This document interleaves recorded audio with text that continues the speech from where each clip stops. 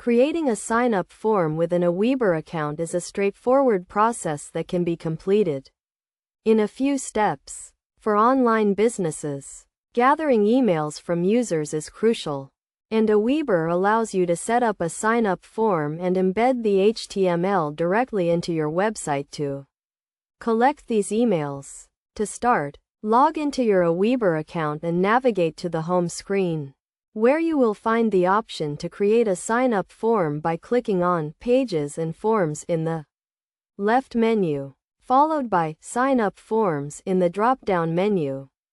After clicking on Create a Sign-up Form, you will be presented with two options: creating a form for your website or a landing page. Choose the option that suits your needs, and you will be taken to the Sign-up Form Builder, which offers a range of templates to choose from. Select a template that fits your niche, and it will be loaded into the builder.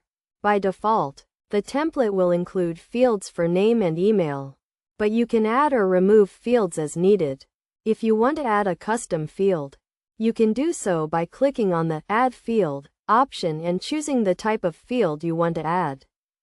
Once you have set up your form, you can edit the fields and add other elements such as a privacy policy or an image. You can also change the layout and design of the form to match your brand.